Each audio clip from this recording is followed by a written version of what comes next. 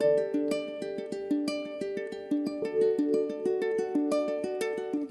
the thing that inspired me to start with was there was a charitable organisation that were ready to put $2.5 million up if we could bring life education to New Zealand. And to reach every child at the very beginning of their lives would be the way through. I went to see Nofs, who had this original idea. On the day I arrived to talk to him, he had a massive cortex stroke, so I didn't ever talk with him.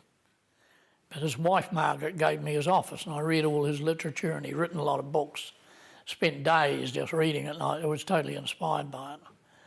And he said the thing that has to come into education is that we have to teach each child that they're totally and utterly unique and special. I agreed to do the job after going to Australia. It was 1987, the stock market crashed. The money went out the window, so we had a vision in a wheelbarrow. And I believe that all strength is in struggle. Dignity comes from achievement. And by the way, we got the Olympic gold for the highest rate of suicide in the world. So it was a real battle in the early days, and I was privileged to meet David Whale, who was one of New Zealand's top businessmen. So yes, I think maintaining an independence in terms of our delivering our message is important. He said, when you take government money, you're going to get the education ministry dictating what you're going to teach. The best way to go was to have every mobile had its own trust. And you've got to get community to back each trust. I did hundreds, literally hundreds of talks in various places, and you'd sell it to them and then they would get someone else, and gradually these committees formed.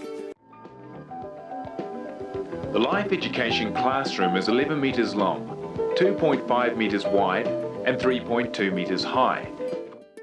Well, we got two mobiles to come from Australia, one for Christchurch, one for Auckland. David Longy was a strong supporter, and Education Department at that time didn't want anything to do with this. He forced them to strand it into the health education syllabus.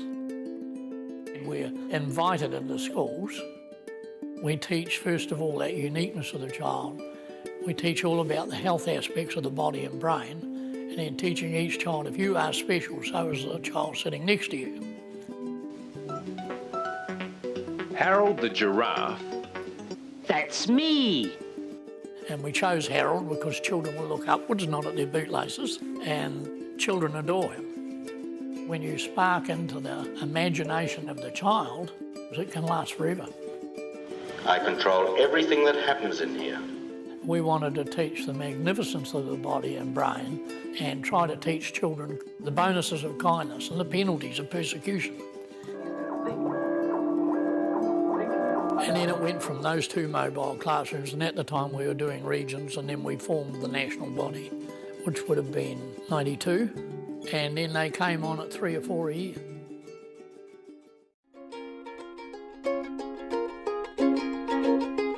The Ride for Life, it was organised by Sharon Hoggard in Auckland. Sharon had this idea that Sir Howard would ride the length of New Zealand on the back of a horse. And he had great love from the communities right throughout New Zealand. It's something that I can't put in words, is the tremendous amount of aroha that is out in the countryside. And people remembered Howard Morrison, but they also remembered why he was riding this horse. So Howard Morrison's Marathon Ride for Life ended in Auckland today, and in the kitty was more than $1 million for drug education campaign. It raised, I think, $1.5 million, and it gave the trust an exposure of what we were trying to do. And God bless our country and our youth. That was the initial kick-start.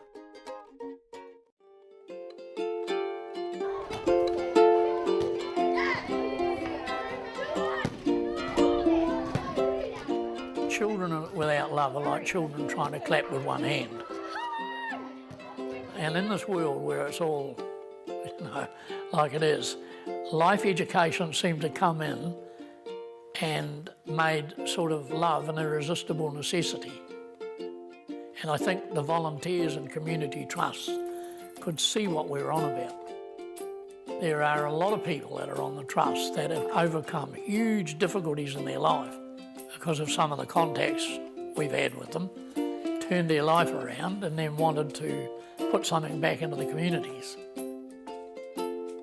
Now, in my own poverty-stricken background came the understanding of how important influences are. We wanted to teach the magnificence of the body and brain and respect and things like that, and we've hung on to that. Put your hand on your personality. Put your hand on your ears. Oh! Now, various countries are coming to us to say, how is it that you're going warmth like this and they are going like that? Because governments come and governments go, and you might get 2 million off them one year and then the new government comes in and your history. So our community ownership really has been the success. I feel proud of the fact that I belong to a team of people that made it possible. Give him a big wave. I was lucky enough to meet Harold when I was 5. I was like, this is what I want to do when I grow up. My first day of training, being wowed all over again by Joe and Harold, and it was just like picking up from when I was at school. So here we go. Oh! Wow, that's right, we say wow! So cool, wow!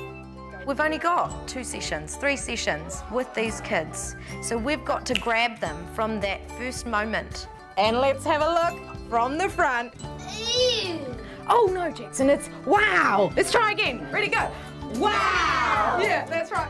Having this new technology and making it more lifelike and way more wow captures their imaginations. I'm a star! Let's go! And hopefully we can continue to drive in our messages and keep getting kids to feel that they're special and unique and that they're amazing and have the potential to be whatever they want to be. Go on and say, I'm super cool! I'm super cool! Turn and face our partner and say, and so are you. And so are you. So it's really good to see that we choose our friends for who they are on the inside. I really can't believe where we are today. 50 teachers now and 44 mobile classrooms, and the auditor said, was it 160 million we've raised in that number of years? I mean, and no government money. Let's give Dr. Danielle a brainwave, coming from our brains. Is the brain on the hair? We've got to get continual renewal of technology and program development. If you don't have that, you'll become irrelevant and ultimately redundant. So this is what our remote control looks like. Now we've got iPads and UPads and whatever it is. Now at the same time, science is making huge advancements in the understanding of the brain and body. Kids will be able to interact with the avatar on the screen, which will be mirroring all their movements. That has to be hooked into the technology to take the next big step forward. So they'll be able to perform various different gestures, like beating on the upper chest to bring up the animation of the beating heart in the circulatory system. But don't interfere with the fundamental beauty and simplicity of the program and its message. My heart pumps the blood. My heart pumps the blood. If we can enhance that with technology over the next few years, it's going to be something really, really special. Do you want to point to where your lungs are on you? About there? We're going to see where the blood vessels go and how the blood gets around the body. And our educators are huge influences on where the next generation is going to go. What a cool dude you are.